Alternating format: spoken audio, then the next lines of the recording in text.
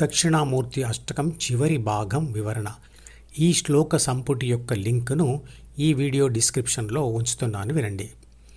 దక్షిణామూర్తి అష్టకం యొక్క 7వ శ్లోక వివరణ. బాల్యం, యవ్వనం, వృద్ధాప్యం అనే స్థితులు శరీరానికా లేక మనసుకా లేక ఆత్మకా ఎవరికి కలుగుతున్నాయి? తల్లి గర్భంలో ఉన్నంత వరకు శిశువుకు కావలసిన ప్రాణశక్తి తల్లి నుండి వస్తుంది. తల్లి నుండి విడిపడిన తర్వాత ఆ శిశువు శరీరంలో ఉన్న ప్రాణశక్తి ఆ శరీరంలో పని చేస్తూ కొంతకాలంలోనే పూర్తిగా తరిగిపోతుంది. అలా తరిగిపోకూడదు అనుకుంటే ఆ శిశువు తనకు కావలసిన ప్రాణశక్తిని బాహ్య ప్రపంచం నుండి పొందవలసిందే. శిశువుకు ప్రాణశక్తి తాను తినే ఆహారం నుండి వస్తుంది. ఆ ఆహారం చెట్ల నుండి లేదా చెట్లను తినే జంతువుల నుండి పొందవలసిందే. చెట్లు ఫోటోసింథసిస్ అనే పద్ధతి ద్వారా శక్తిని సూర్యుడి నుంచి పొందుతాయి. మనిషి తిన్న ఆహారమును జీర్ణించుకొని శక్తిని తయారు చేసే అవయవాల వ్యవస్థ ఒకటి ఉంది. అది పనిచేసే జీవితకాలాన్ని బి అంటే ప్రాథమిక మనసులో ఉండే జీన్స్ నిర్ణయిస్తాయి. దాని పనితీరు తగ్గుతూ ఉంటే అది తయారు చేసే శక్తి కూడా తగ్గుతూ ఉంటుంది. పుట్టిన శిశువుకు ఒక వయస్సు వచ్చే వరకు ఆ అవయవాలు తిన్న ఆహారం నుంచి కావలసినంత ప్రాణశక్తిని తయారు చేసి ఇస్తూ ఉంటాయి. అది బాల్యం ప్లస్ యవ్వనం. ఆ తర్వాత ఒక వయస్సు నుండి జీర్ణ వ్యవస్థ పనితీరు తగ్గుతూ పోవడం వల్ల అలా వచ్చే కొత్త శక్తి తగ్గుతూ ఉంటుంది. అది వృద్ధాప్యంలోకి ప్రవేశించడం. ఎప్పుడైతే అలా ఆహారం నుండి శక్తి తయారు కావడం ఆగిపోతుందో మరియు ఉన్న ప్రాణశక్తి కూడా తగ్గిపోతుందో అప్పుడు శరీరం కృషించి మరణిస్తుంది. అంటే బాల్యం, యవ్వనం, వృద్ధాప్యం అనే 3 స్థితులు జీన్స్ వల్ల శరీరానికి కలుగుతాయి. ప్రతిరోజు ఆత్మ ప్రాథమిక మనసు మరియు ద్వితీయ మనసులతో కూడి చేస్తున్న 7 పనులతో మొబైల్లో బ్యాటరీ శక్తి తరిగిపోయినట్లుగా తరిగిపోతుంది. రాత్రి గాఢ నిద్రలో తిన్న ఆహారం నుండి కావలసినంత శక్తిని తిరిగి పొందుతుంది. అంటే శక్తిని కోల్పోయిన బ్యాటరీ లాగా రీఛార్జ్ అవుతుంది. అందుకే గాఢ నిద్ర నుండి లేచిన మనిషి ఫ్రెష్గా ఫీల్ అవుతాడు.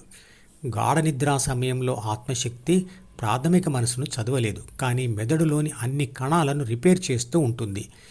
ఎప్పుడైతే తిన్న ఆహారం నుండి తగినంత శక్తిని రాబట్టుకుంటుందో అప్పుడు గాఢ నిద్రలో నుండి మెలకువలోకి వస్తుంది. మనకు అంటే ఏబీసీకి మెలకువ, పగటి కల, రాత్రి కల మరియు గాఢ నిద్ర అనే 4 స్థితులు ప్రకృతి సిద్ధంగా ప్రతిరోజు వచ్చిపోతుంటాయి. మొదటి స్థితి ఏబీసీ అంటే ప్రాపంచిక ఆత్మ డి యొక్క ఉపరితల ఆలోచనలతో అంటే D1తో ఉంటూ పనులు చేస్తూ ఉంటే అది ప్రాపంచిక మెలకువ. ఇక రెండవ స్థితి ఏబీసీ D1ను చదువుతూ మాత్రమే ఉంటూ పనులు ఏమి చేయకుండా ఉంటే అది పగటి కల.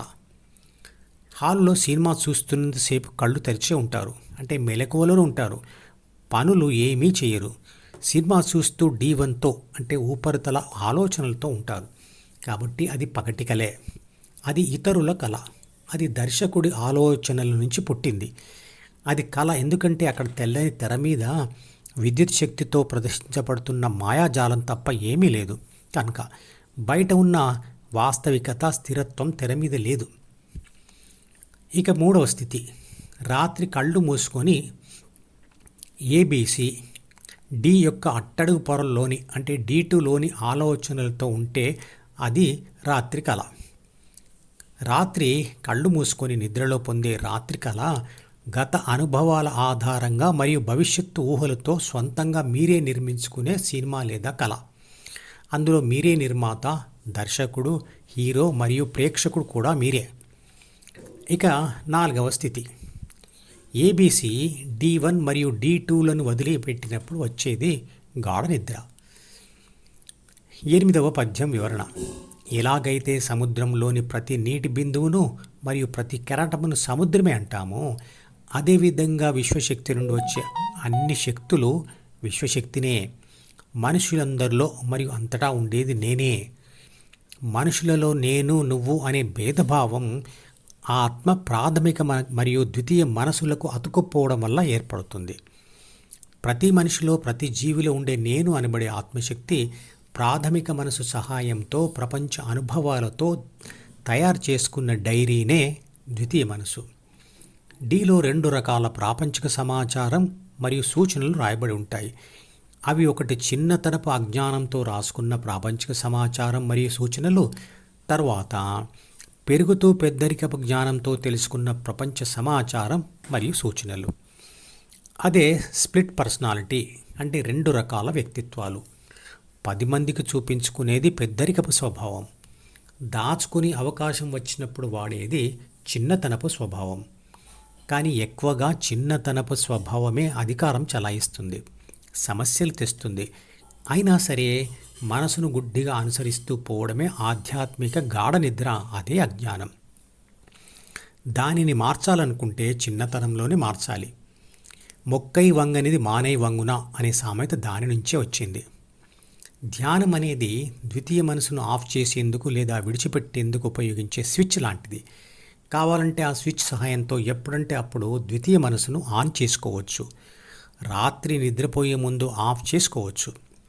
ఒకసారి ఆన్ చేశాక ఆఫ్ చేయలేని మనసు బ్రేక్ లేని మోటార్ బైక్ లాంటిదే. రాత్రి ఆఫ్ చేయాలని అనుకుంటూ ద్వితీయ మనసును ఆఫ్ చేయలేక బాధపడేవారు ఎంతోమంది ఉన్నారు కదా. ఈ మధుపదం యూట్యూబ్ ఛానల్ వీడియోని సబ్స్క్రైబ్ చేసి గంట గుర్తును నొక్కి ఆల్ని సెలెక్ట్ చేసి ప్రతిరోజు యూట్యూబ్ ఓపెన్ చేసి అడుగున ఉన్న సబ్స్క్రిప్షన్ బటన్ నొక్కితే అన్ని లేటెస్ట్ వీడియోలు చూడవచ్చు.